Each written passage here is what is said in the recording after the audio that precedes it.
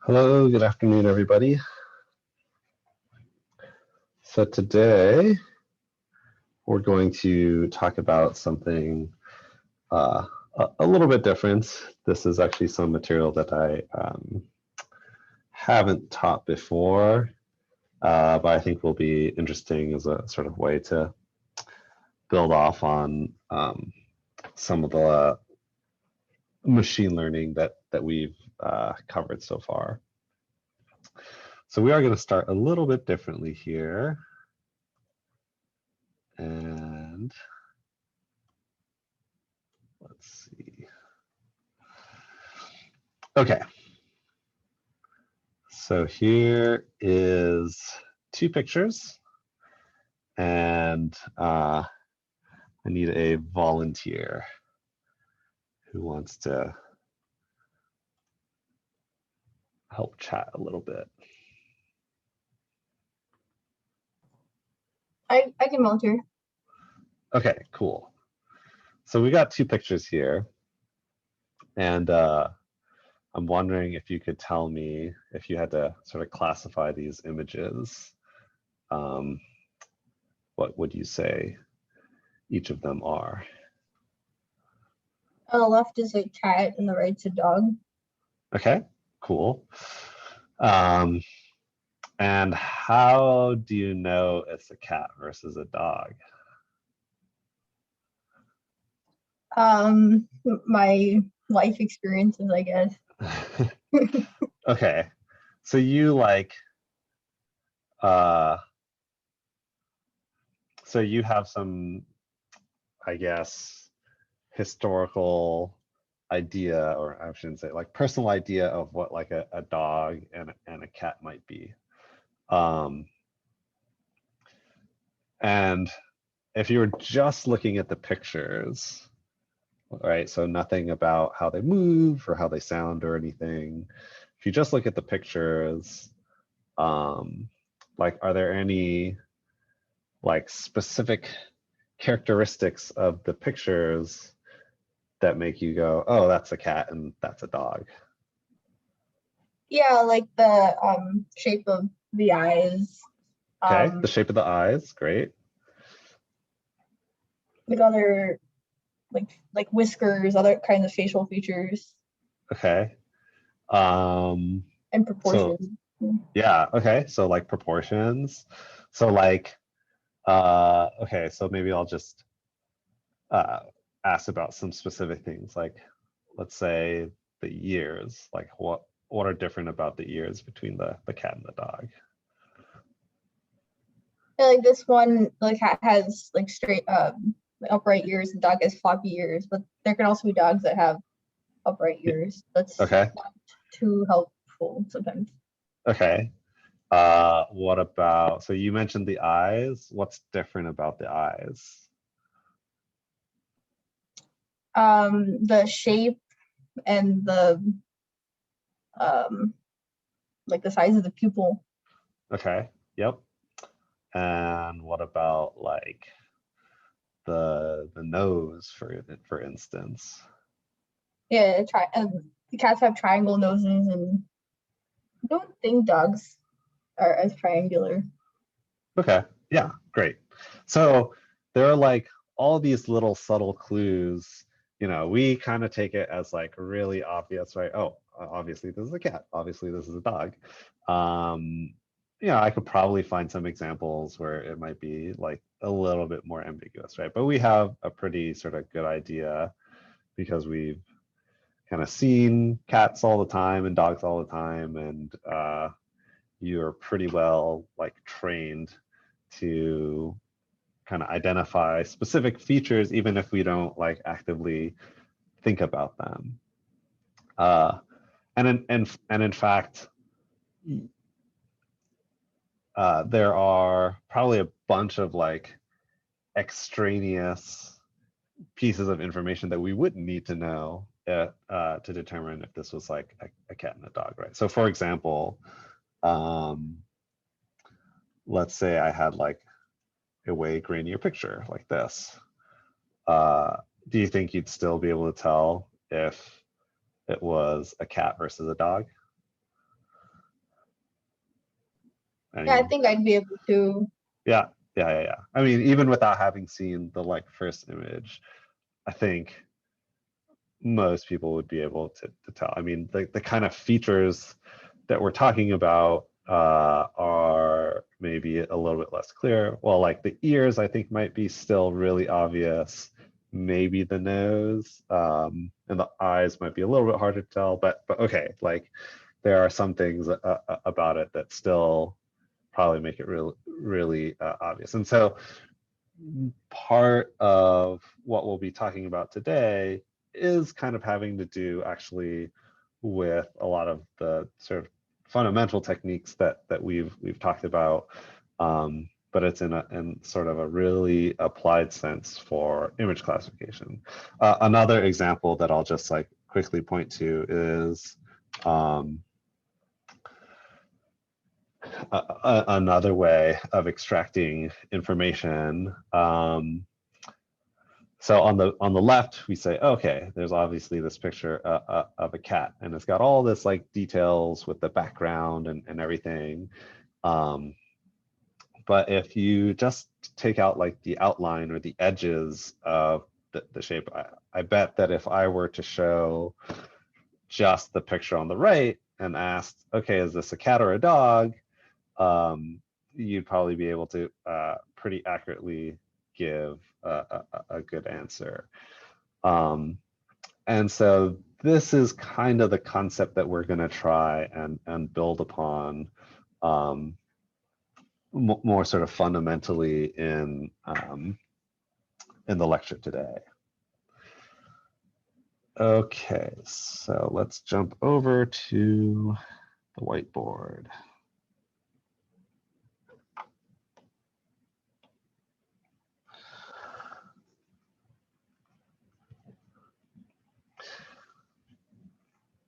So we will be talking about something known as a convolutional neural network today.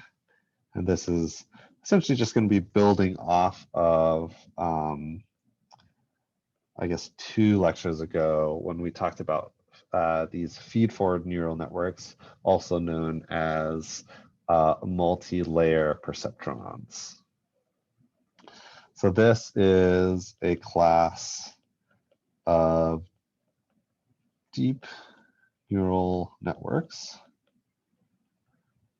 And this is essentially a regularized version of multi-layer perceptrons.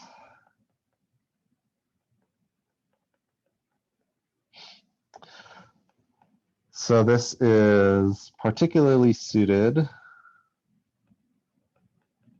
to analyzing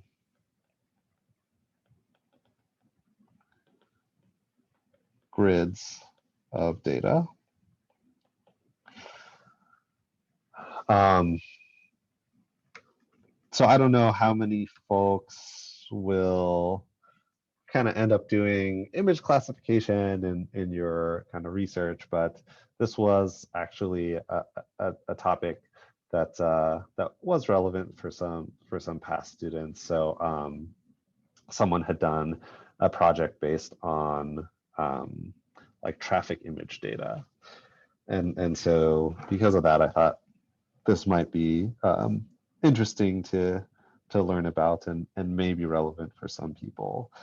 And so this is really commonly used for images, particularly for classification.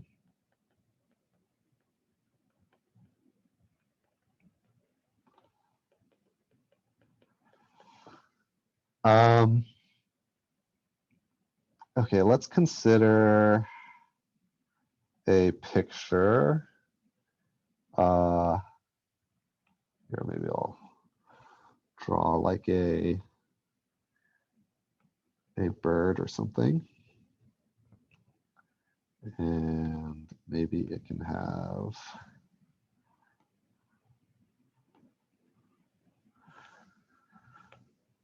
a couple different colors as well. Okay,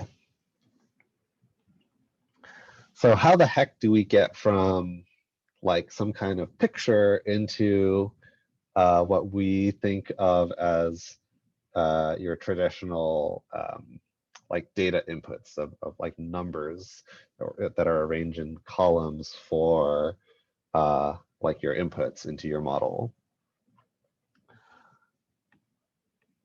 So actually, these pictures are just, these can be represented in 3 different layers of data.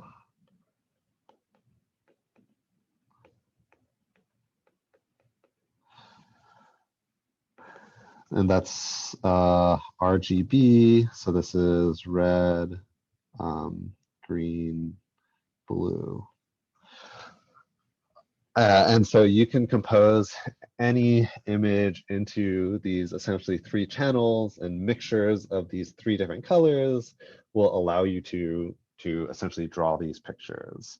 And these, what are contained in these tables are just numbers that represent you know, how much red, blue, or green are in each pixel of your image.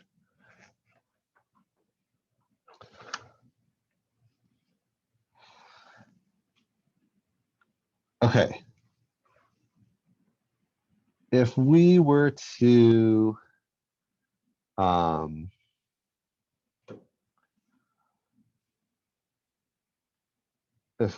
take, well, actually, let me, I'll get back to that. But we're going to think about a sort of different network context in which to build this.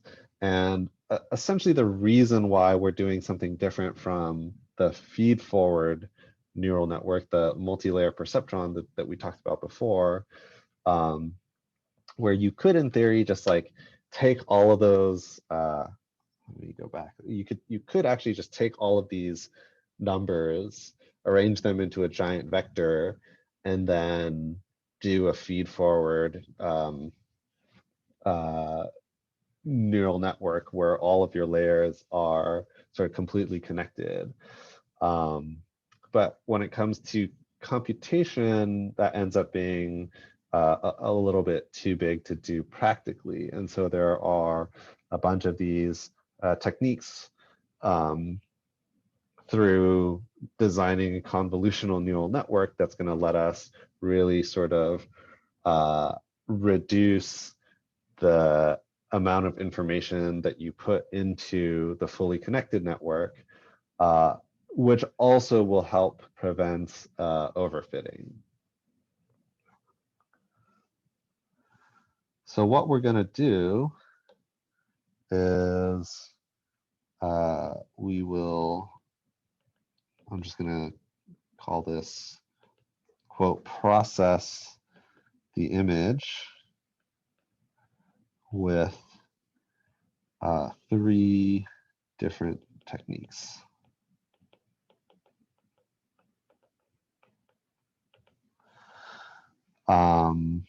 So the first is we will create a convolution layer, which is where the convolutional neural network derives its name. Then we will do what's known as a pooling layer. And then lastly, we will have our fully connected layer.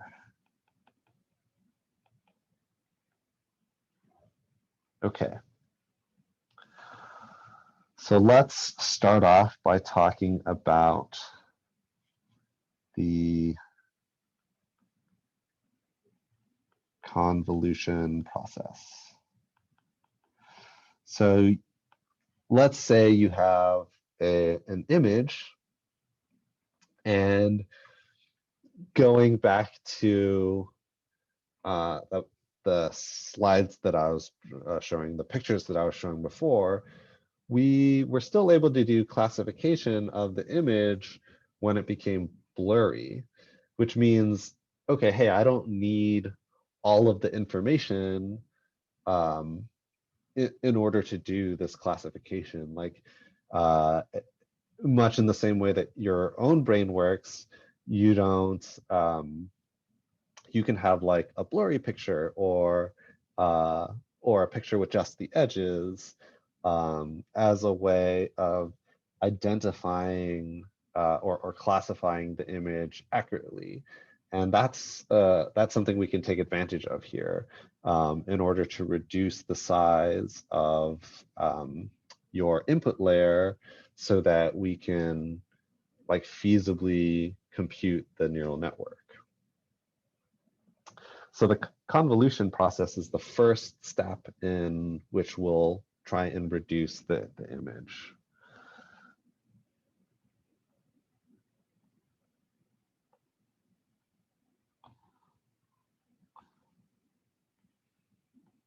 All right, so I have made up some random grid with some numbers in here. Give me one moment to fill this out. So this grid that I'm filling out is just an example of what one particular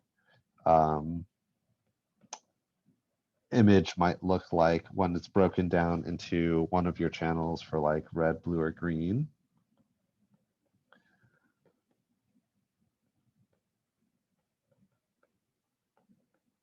And I'm just populating it with numbers. Okay. So now that we have this, what we're going to do in the convolution to produce the convolution layer is to multiply this against some kind of filter.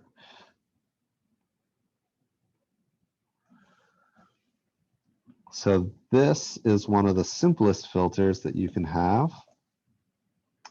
And this is known as the mean blur filter or kernel. And this is going to produce another matrix here. And we will show what is happening. Okay.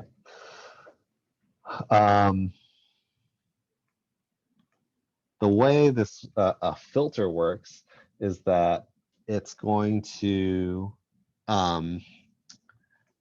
multiply one for one. So this isn't like a matrix operation or anything.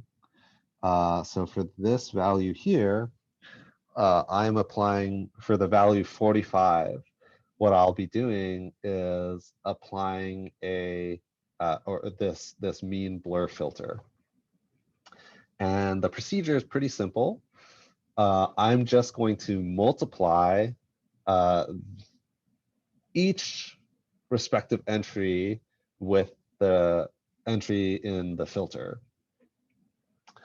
And then what I'm going to do is divide by the sum of everything in the mean blur filter. And in this case, it's actually literally just going to be taking the average of all of the points within the red square, right?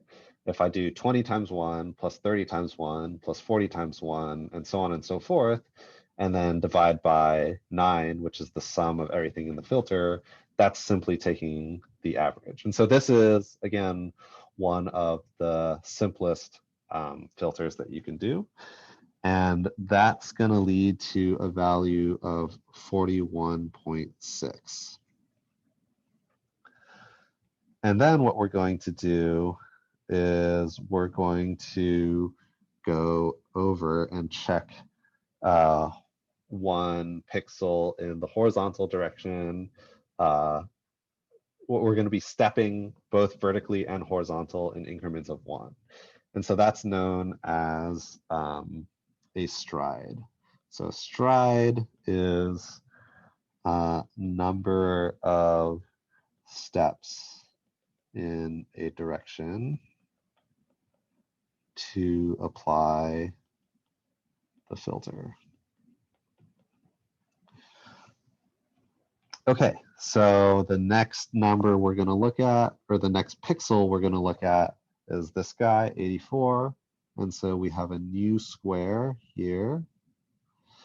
And I can once again take the average of these nine numbers contained within the yellow box, and that will yield 58. We can do the same for 72 for that pixel. And if we look at everything within the green square and take the mean, it'll look something like this. And then we're going to move down one. So for 60, that pixel, I will draw another box, and that will be 41.8. And so on and so forth. So we'll have 63.8, 70.3, 45.7, 62.1, and 67.1. Okay, so if you kind of imagine what happens to the picture, is this is essentially blurring the picture, because any pixel in one particular area is going to get averaged to all the pixels kind of surrounding it. So this is a really sort of typical blurring filter that will reduce the size of the image. Okay, wait, I see a question here. Can you, okay, wait, sorry, one sec. Okay, can you repeat how the multiplication works? Are we always dividing the number, or dividing by the number of pixels in the kernel? You are, okay, so you're in each step, you are multiplying each of the pixel numbers. So in the blue square, it would be 15 times 1. Here, I'll highlight it as I speak. It will be 15 times 1, then 45 times 1, then 84 times 1, then 8 times 1, then 60 times 1, and so on. And then what you do is you sum all of that up, and then you divide by the sum of the values in the kernel, which is just 9. It's 1 plus 1 plus 1, and so on. And that will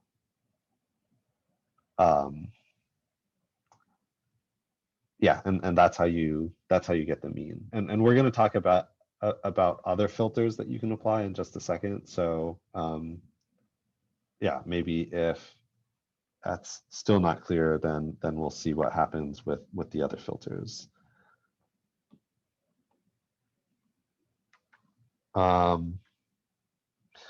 Okay, and so one of the things that you'll note is that we went from a 5x5 to a 3x3. That is a byproduct of applying these filters. So now the image is smaller and blurrier. You can alleviate the process through a technique called padding. So if you wanted to retain a 5x5 instead of going from a 5x5 to a 3x3, for this first value, for example, you could draw an imaginary square and then put zeros here is one common way to do it. And that is if you want to pad the image. So padding can preserve size.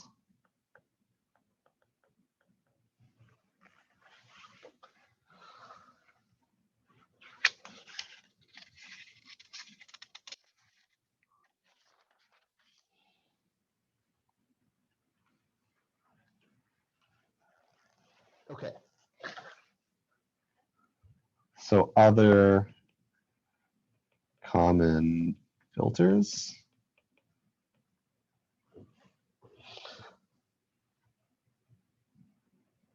So for blurring, we already talked about the mean blur. So this is just something like this, 1, 1, 1, 1, 1, 1. So this is mean blur. There are other sorts of blurring filters. You've got a Gaussian blur.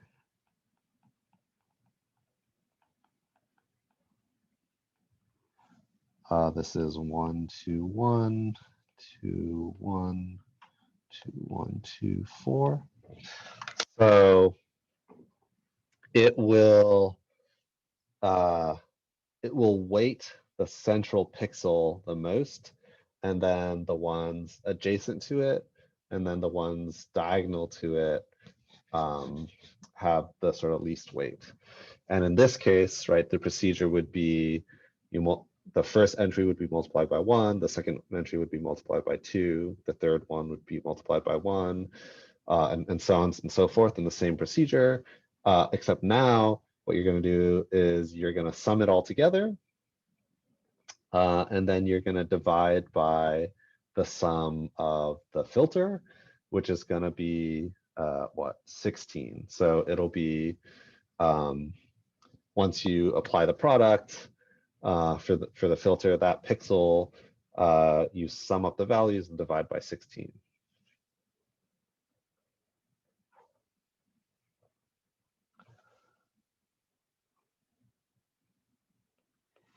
There are also filters which will sharpen an image.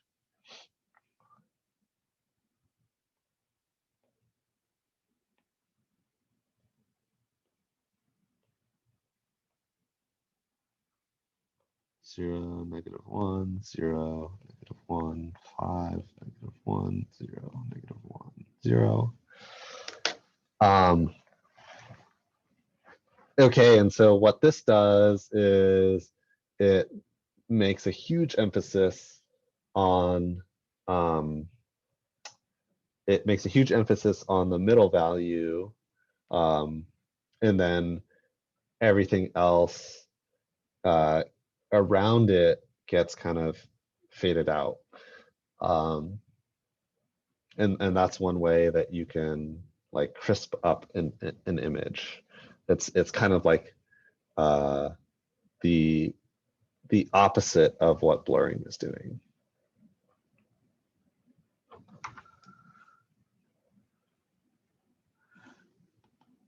You also have edge filters.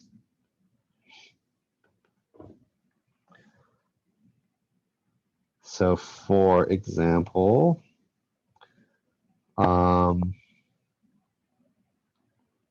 let's do something like this. 1, 1, 1, 0, 0, 0, -1, -1, -1.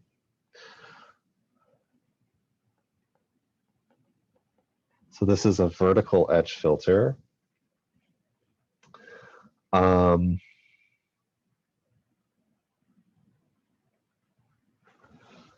So if you imagine,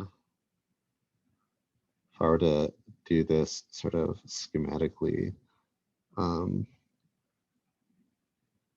it could be something like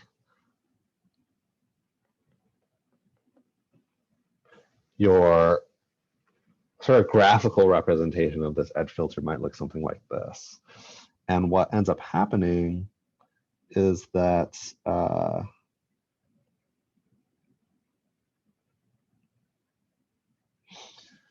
let's say you have something that looks like this.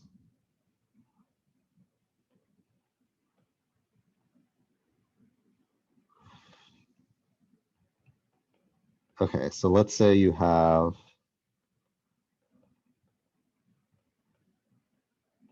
a very clear edge. Okay, so this might be, for example,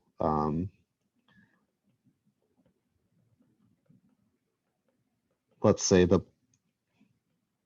body of the cat on the left, and then like background on the right, right? So you have like, you have one color and then another color. So this might be the graphical representation might be something like this, right? Where you have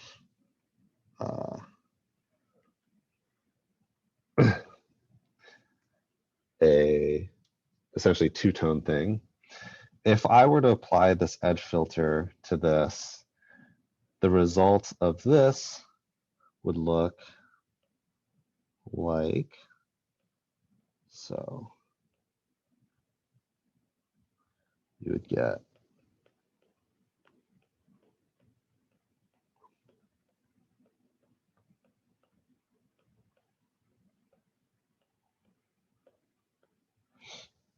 okay.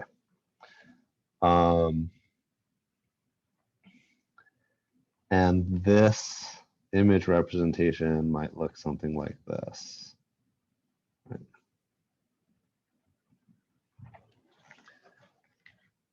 And so what this allows us to do is it'll translate an image that looks like this. Okay, I'll draw my bird again.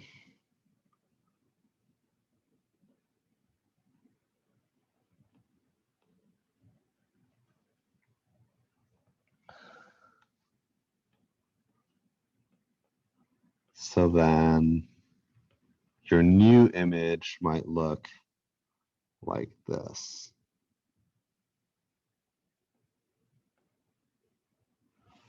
Right? Because you are going from the solid into a line on the edges.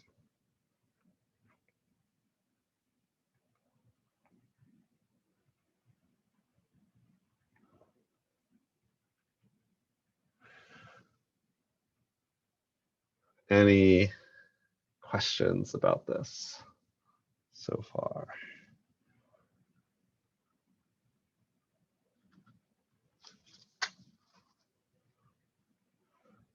Okay. We'll continue on. A couple more edge filters. You also have horizontal edge filters that will look like this.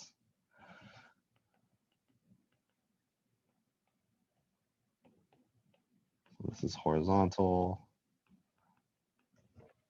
And then there are some other special edge filters commonly used.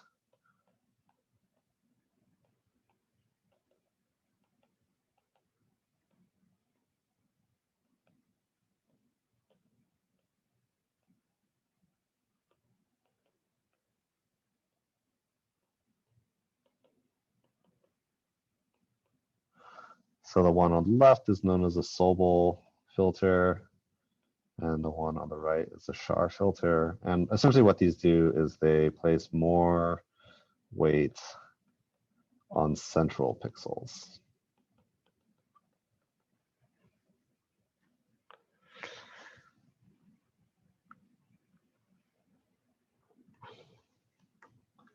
When we think back to the multi-layer perceptron right? We talked about creating this function that looks something like this, where you have your weights, your input layer, and then an activation function.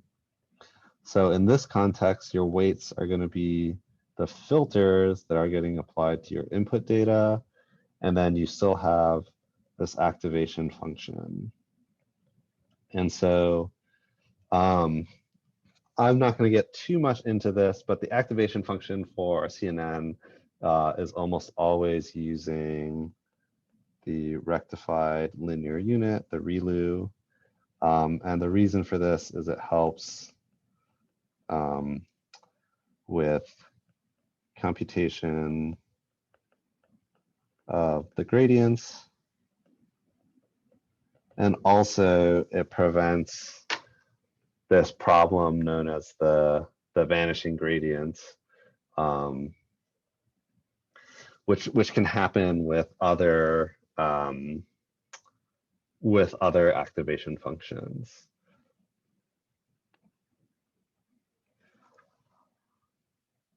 Okay, so that is the convolution layer. And again, this is all about filtering your image in certain ways to produce a sort of more computable set of characteristics for the fully connected layers, the layers that we're kind of used to seeing in the neural networks.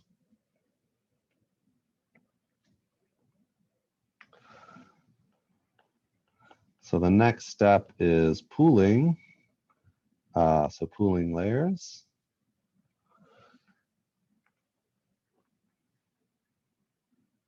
So after the convolution, which is producing something that you are able to extract certain types of features out of. The pooling layer is a way to reduce the size considerably. So let's take a look at how we do that.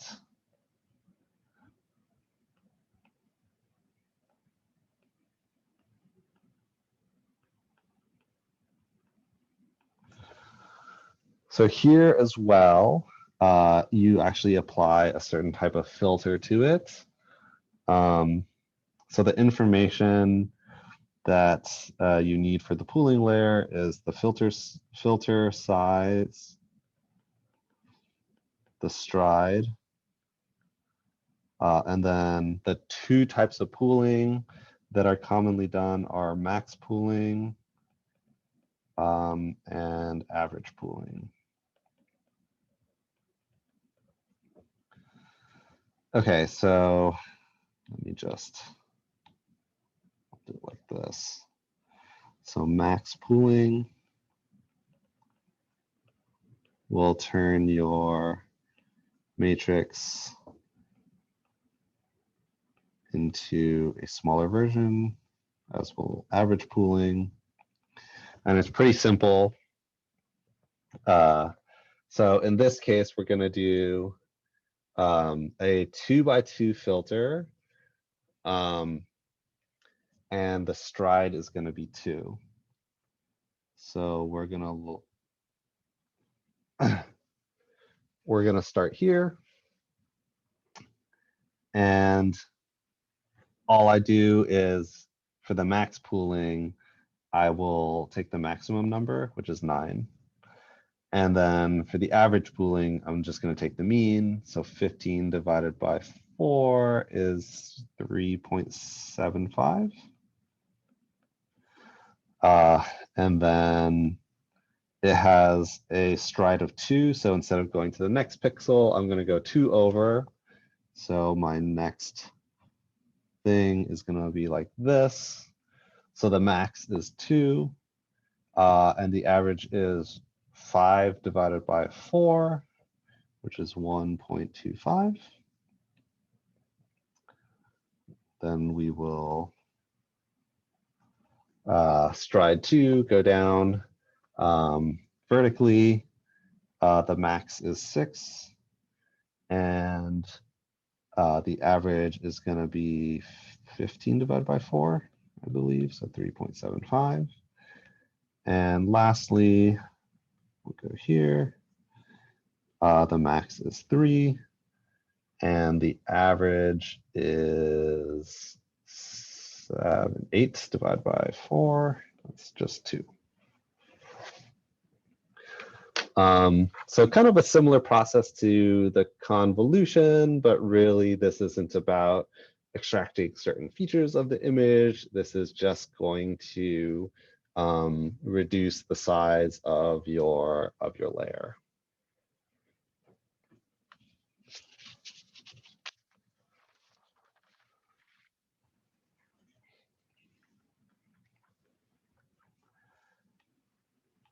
Okay.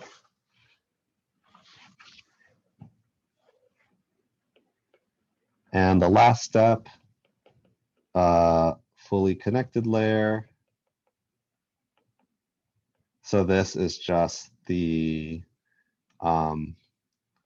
multi-layer perceptron network that we're used to seeing. And actually, to get from your pooled layer to this, you have to go through a process called flattening. This converts the last convolutional layer into a one-dimensional neural network layer.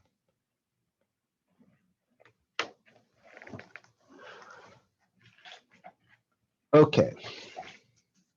And that procedure is pretty simple. It just turns your tables into one sort of long vector that you can then kind of feed forward through your fully connected layers to get to a final output, which we'll talk about in a moment.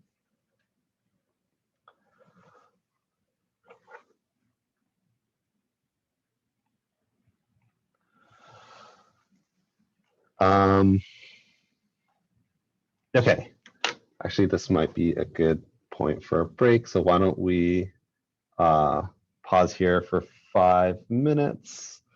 And then, yeah, in the meantime, I'm happy to take any questions.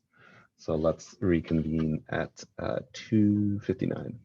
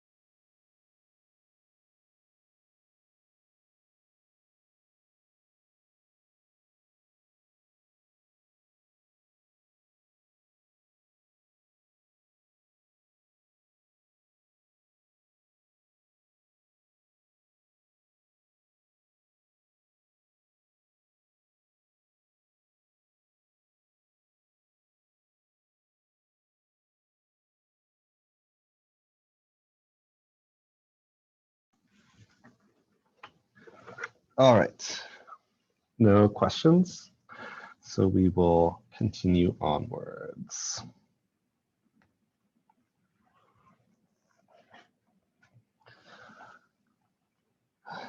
Okay, so let's revisit this question of why not simply connect all the layers as we would do in the multi-layer perceptron.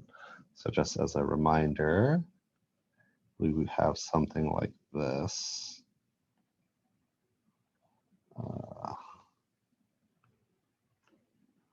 And then maybe an output layer, something like this. And the main issue is that the number of weights plus parameters grows exponentially.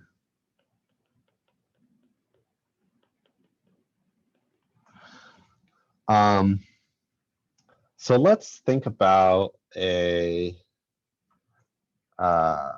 32 by 32 pixel image.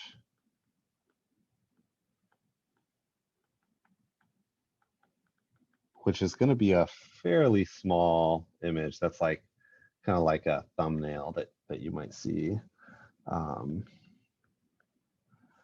with RGB channels. Which means that you've got 32 by 32, and then you've got 3 of those, one representing each of the colors. You've got a,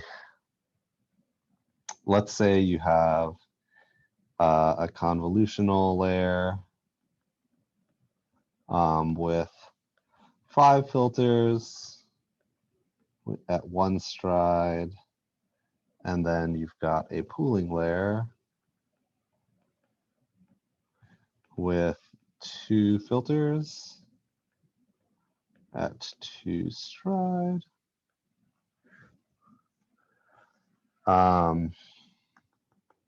In a multi-layer perceptron, just the first input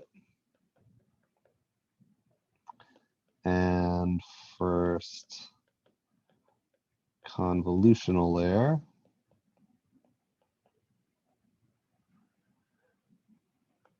would have something like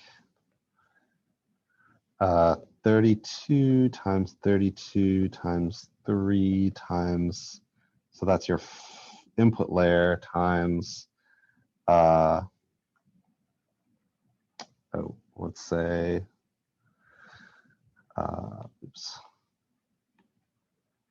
30 times 30 times, we have 5 filters, right? So after your first convolution, what is this number? 32 times 32 times 3 times 30 times 30 times 5. So you've got approximately 14 million parameters just in the first 2 layers, and of course it will continue to increase across your sort of next set of layers. And so this rapidly becomes infeasible even across fairly sort of small images. But if you do a convolutional neural network, so with CNN, our model looks something like this. So we'll have our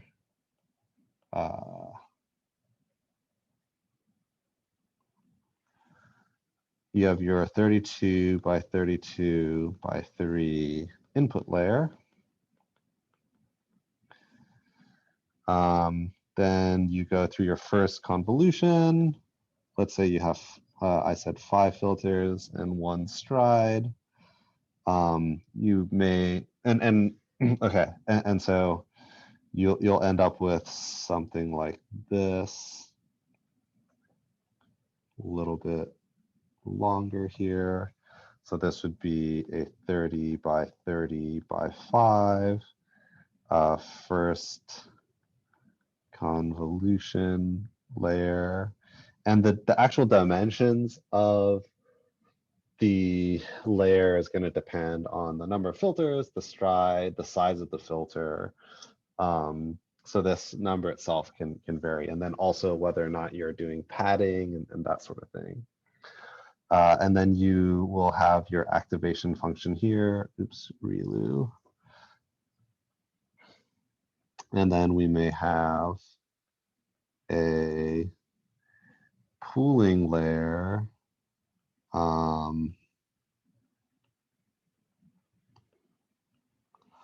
Might look something like this. You might end up with a 15 by 15 by 10. So this would be a first pooling layer. And the reason why the number of channels doubles is because you have if you remember here, we have two filters, one for max pooling, one for average pooling. So each channel output in the convolutional layer will result in 2 additional layers in the pooling layer. And you can continue to add filters in either convolutional layers or in pooling layers to reduce the size. And actually there's ways of there's actually pooling methods which will reduce the number of channels as well. So you could bring that number down. And so on and so forth. And eventually you'll end up flattening it. So then we may have something like this in our more traditional MLP for the fully connected layers. So this is a fully connected layer. And then you would go through your sort of typical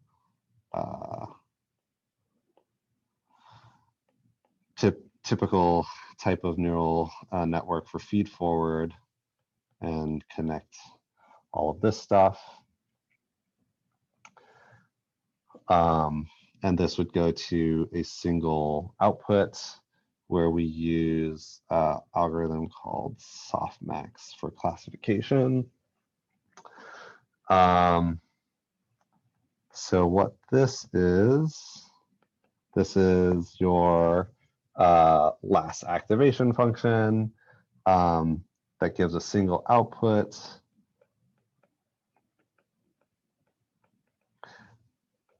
And this might look a little bit familiar to you guys. And what this is really is just a generalization of the logistic function.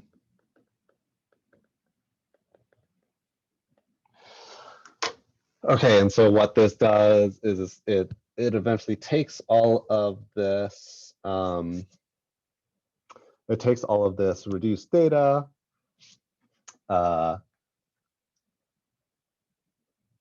and it will then classify into your set of outputs via some probability. So if we're talking about cats versus dogs, it might say, okay, I'm going to, so I take my input layer, I go through my convolutions to look at things like blurring and edges and everything. I do the pooling, I'm going to reduce the resolution of the image essentially. I can do this several more times and I'm going to get sort of really kind of specific things.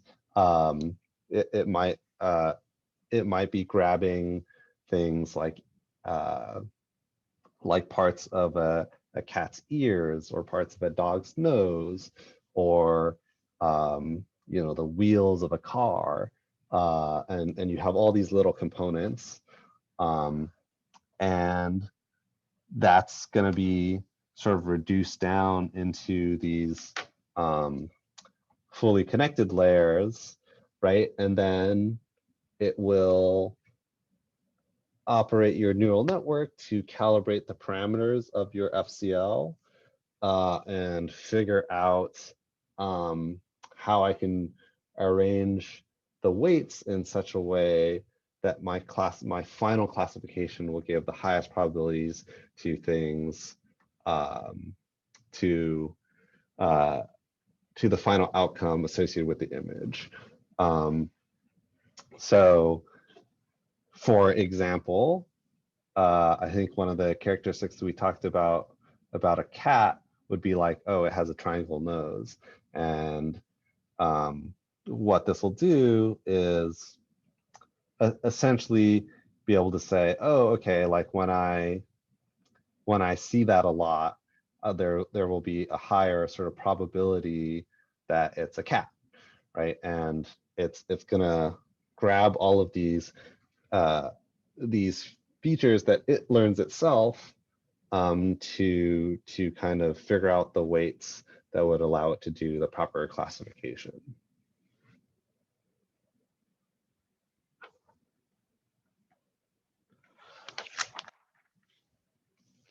All right. Any questions? I have a quick question. Yes. So the 32 by 32 by 3, like the 3 is for the 3 color channels? Yes. Okay, Yeah, and exactly. then and the next layer, the 5 comes from the 5 filters. Yeah. Okay. So I think I know what you're going to ask. How did we get there? So you can have like, let's see. Actually, I'll just use the colors, right? Hang on. So red.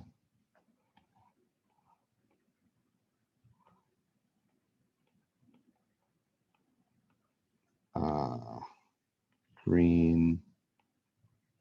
So let's say you've got 3 channels. Oh, this is maybe a little confusing. They're just these kind of stacked matrices essentially.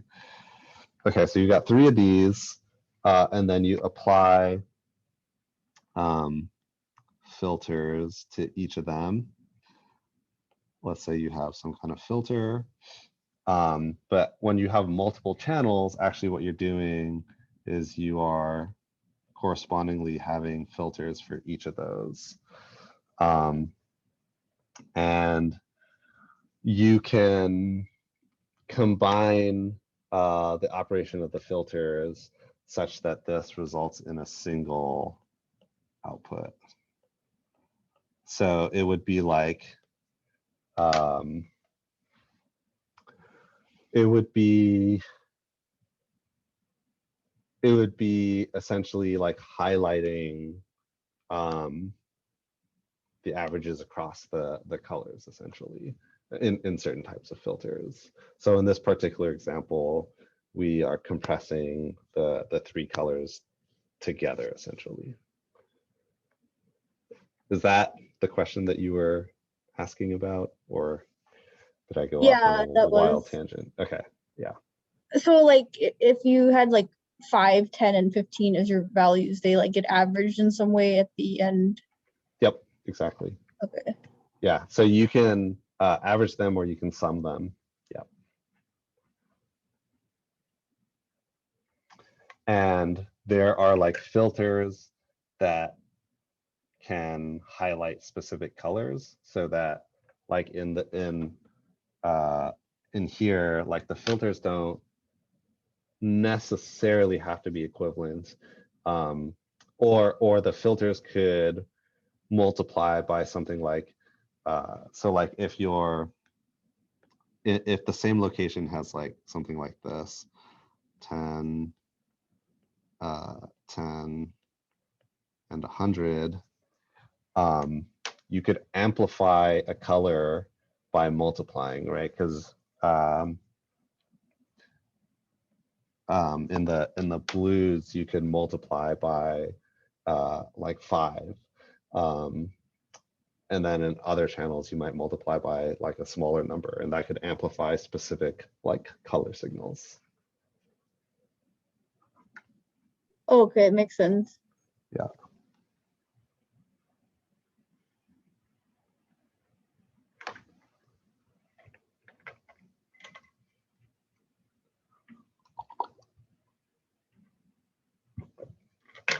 All right. Any other questions?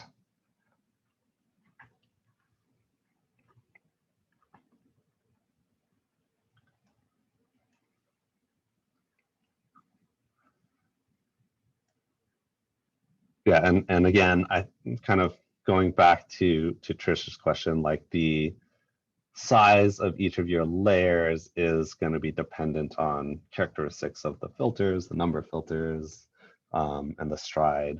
And so this is not the like reduction in size or the way that the numbers are sort of oriented is not like standardized for any in this one compared to like a different type of convolutional layer reduction that you might be doing.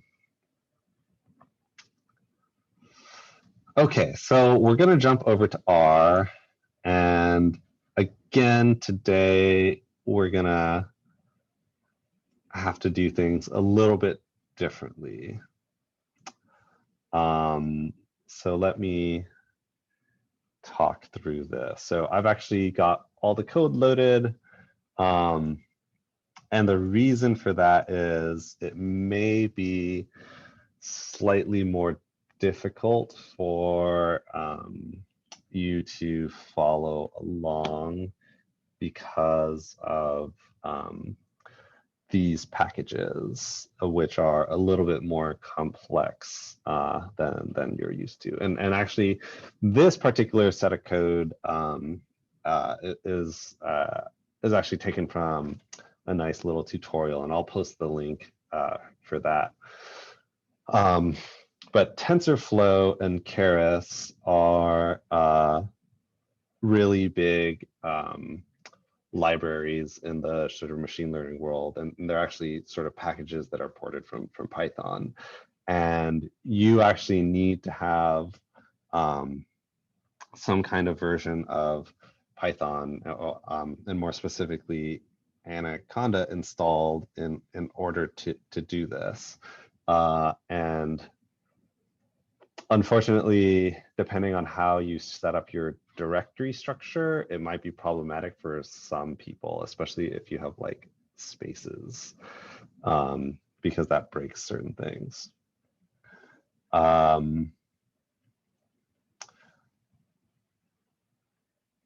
So just as a quick point of advice, the first time you are installing this, if this is something that you want to do,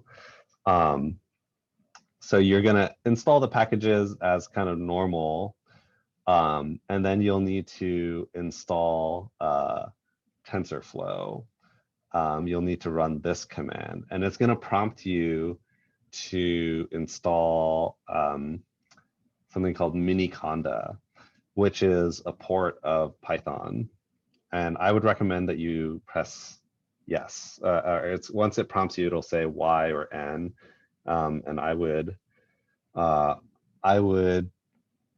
let it do its like native install. Otherwise, you'll have to install it yourself and set up the paths, and it's kind of a nightmare. So if you do this and it prompts you to install Miniconda, just hit Y, enter. And that may take a little bit of time to install. Part of the reason why this is a little bit more complicated is because, and you may have heard about this before, but when we run like optimization, usually or traditionally, that is processed by the CPU. but actually one of the reasons, or one of the differences about machine learning is that a lot of the sort of modern processes take advantage of solving the gradient problem, the gradient descent problem, using the GPU instead of the CPU. So it needs like extra like software that helps connect your graphics processor to the solver for the machine learning. And there's, you know, a whole bunch of other stuff going on behind the scenes as well. And that's why this process is a little bit more complicated to install. But you know, if you want, go ahead and install these libraries and install this, and then let it install Miniconda. And if any of you guys are running into difficulties with that, and this is something that you're like really interested in, you know, I'd be happy to help sit down and walk through that.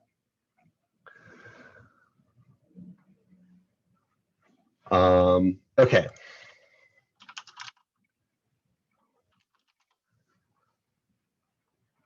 So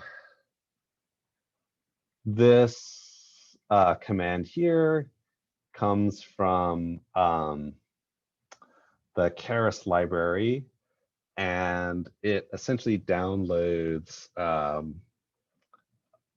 think it's something like 700 megabytes or so data from a repository. And this data set contains 60,000 images of 32 by 32 pixel images. And it's got 6,000 pictures within each of the 10 classes, which you can see here. So there's an airplane, automobile, bird, cat, deer, dog, frog, horse, ship, and truck. So this is a pretty famous data set that people use to do calibration of their models, to do image classification.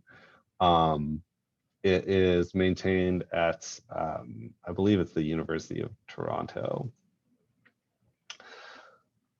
So I've loaded this in, and then I've created this set of class names so everyone can see. And this bit of code here is a nice little way for us to just see these images. Okay, and so the actual images are again really small. If I were to maybe reduce it on my end, it should look, that's maybe a little bit too small. So the images are roughly this big, at least on my screen. Obviously, our screen ratios are going to be a little bit different, but this is essentially what we're working with here, these 32 by 32. And so there's 60,000 of these guys. And if we look a little bit more closely, we can see the associated classification of each image, right? Frog, automobile, deer, truck, and so on. And some of them are actually going to be kind of tricky, right? So, you know, I was quizzing you guys earlier about the cat versus dog, which I think was fairly obvious and straightforward. But like, for example, like this picture here, you know, maybe you would say cat, maybe you would say dog. I'm not sure, and you'd have to think carefully about like what kind of like features that you're seeing here. And so, you know, when we think about creating the model and training it and testing it, we want the model to basically be able to classify these images and predict them as best as possible. And that's what the CNN is going to allow us to do.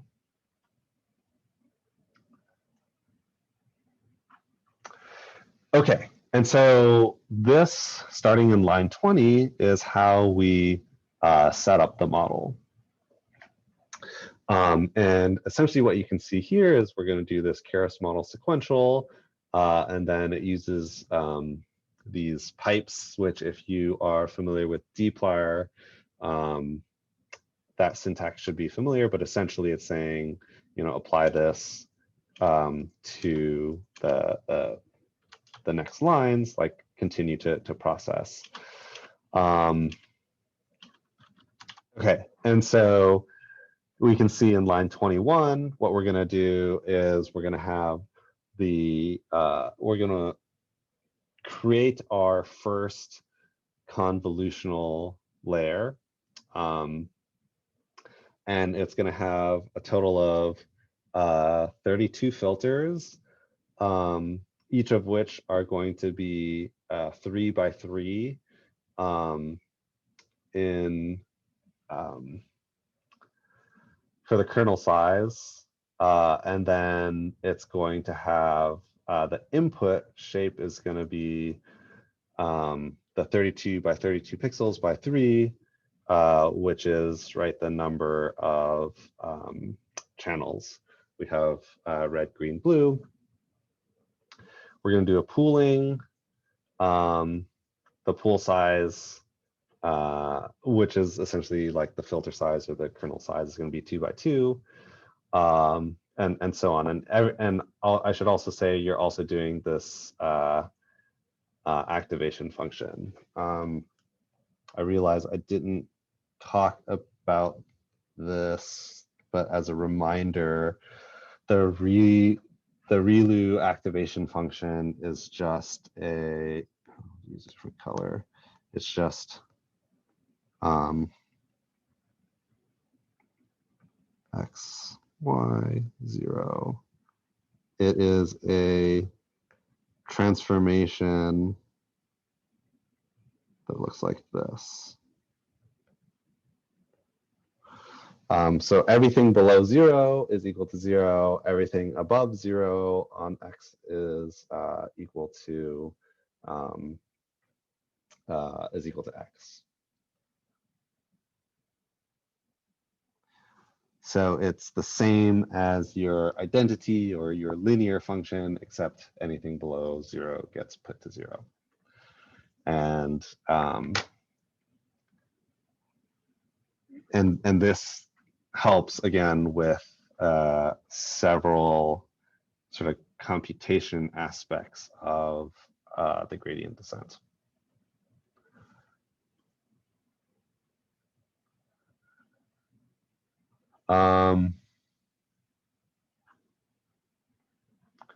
Okay, so if I were to look at this model in a similar way that I was kind of drawing those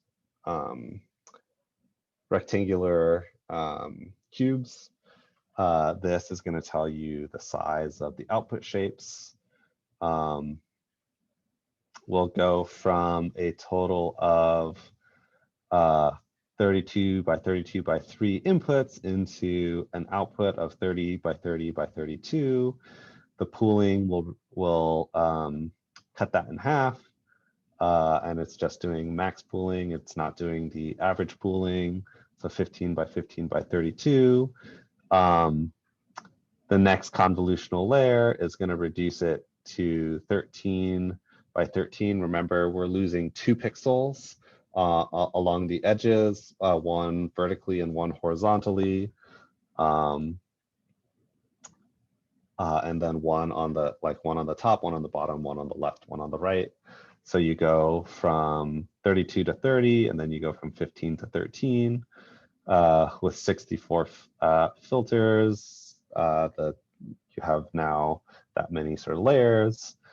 Or I shouldn't call them layers because the whole thing is a layer. You have 64 like channels, I guess. And then you have your max, you have your pooling again, which cuts it in half.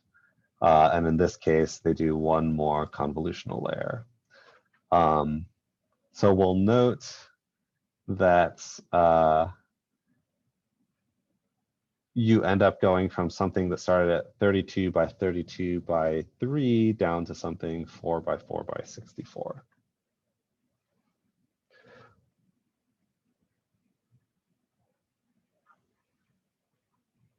Okay, we can flatten this into a set of 1,024 parameters, which should be 4 times 4 times 64. Let's see, 4 times 4 times 64. Yeah, that's 1024. So this is how this is the number of inputs that you would have in your fully connected layer.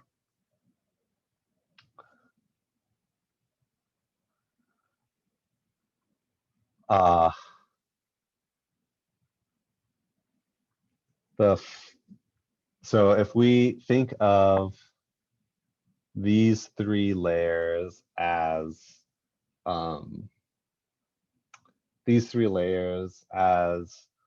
the previous 2 lecture, the multi-layer perceptron, right? These are essentially each of your nodes in exactly the same way. And so once I have this flattened layer, I can do the MLP sort of exactly as we talked about in the feed-forward neural network.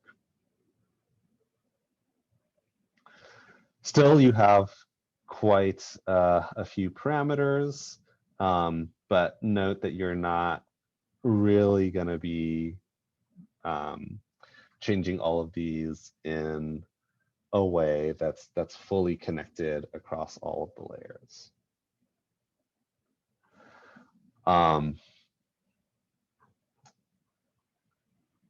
And then this fit function. Okay, so hang on. Let me go back here. So once we've developed all of the convolutional layers and the pooled layers, you do the fully connected layers in these lines 32, 32.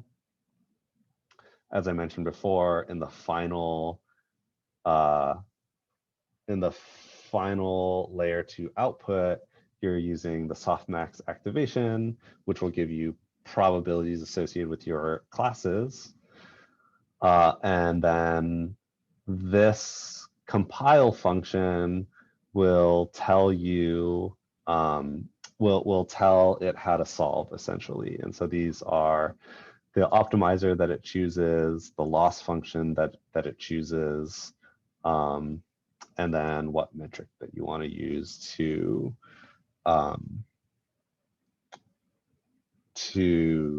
translate your loss function into some kind of measurement. And then in line 40, the fit is the actual, the fit is the sort of actual running of the model. Everything else is kind of setting up the shell of the model. And then the epochs is kind of essentially kind of like the number of iterations that you're going to be doing. In this case, for this particular problem, it's recommended to do something on the order of like 50 epochs. But because it actually takes a little bit of time to run, I set the number a little bit smaller. Here you can see kind of the diagnosis for each of these, how long it takes. So each epoch or each essentially iteration is taking about 30 to 40 seconds.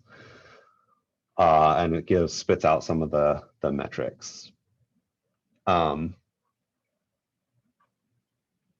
So here, you have specified your training set, and then you're specifying your testing set.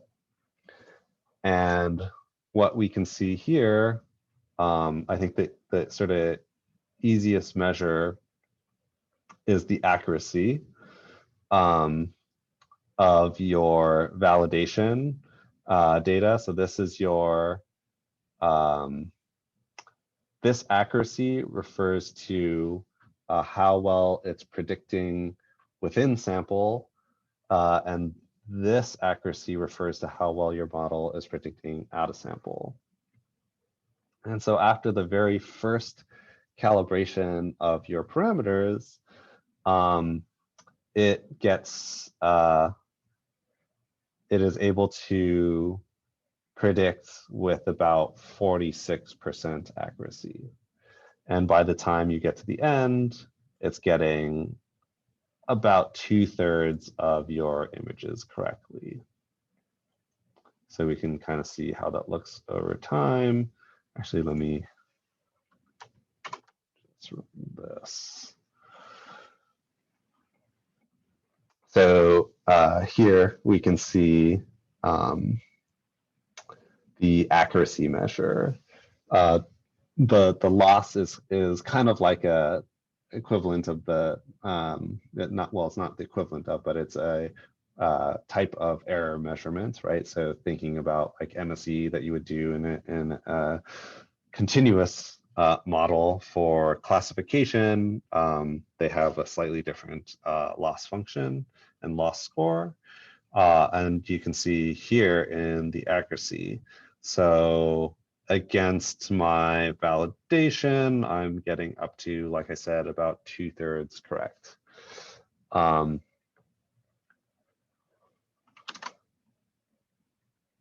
And the sort of final evaluation, right? Our last accuracy, as I was mentioning, about 2/3.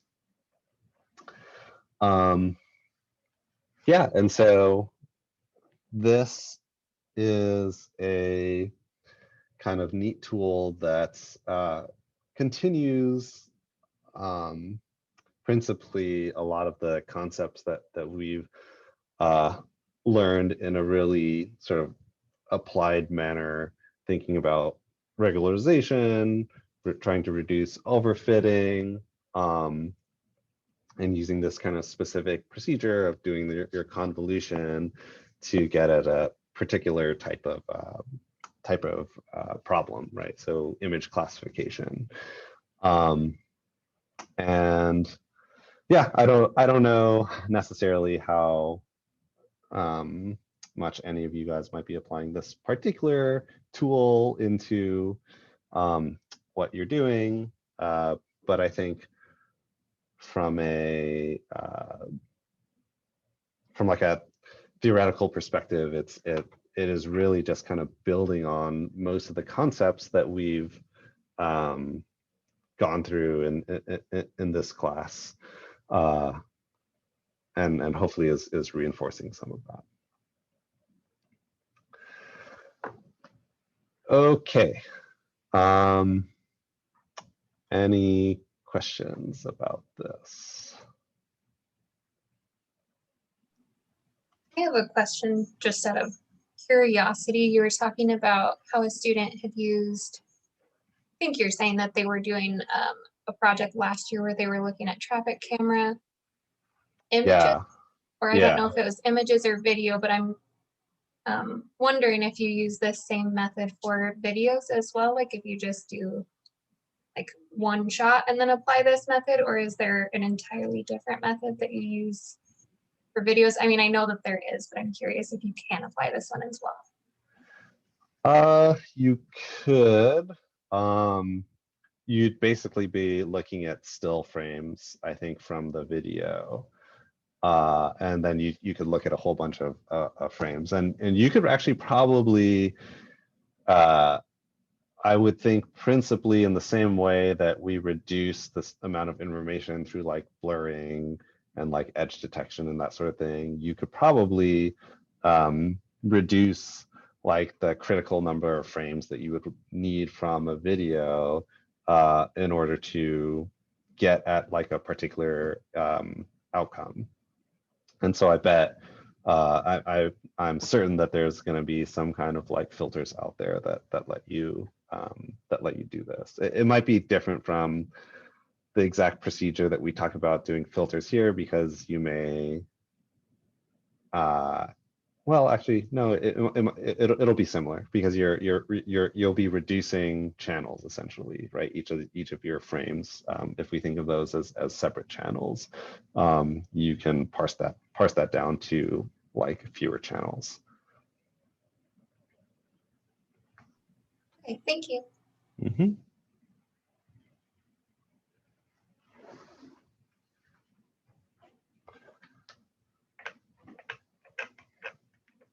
I should also mention that this particular lecture is kind of a highlight of the tool and giving some background about it, and you know, this giving some code to get you started. But actually, you know, this is the type of stuff that you might spend a couple weeks on in like a real sort of machine learning course, because there's a lot of material in terms of like the math behind math behind a lot of the elements that we talked about today, and whether it's like the activation function, how certain filters work, details about how you might apply specific types of filters, and yeah, quantity and size of filters in your convolutions to get to specific sizes and that sort of thing.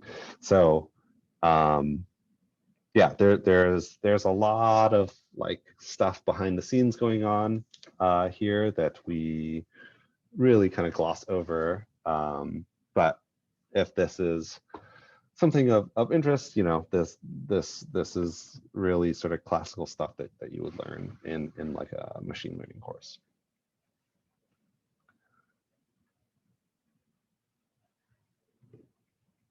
Alrighty, I think we'll end here today.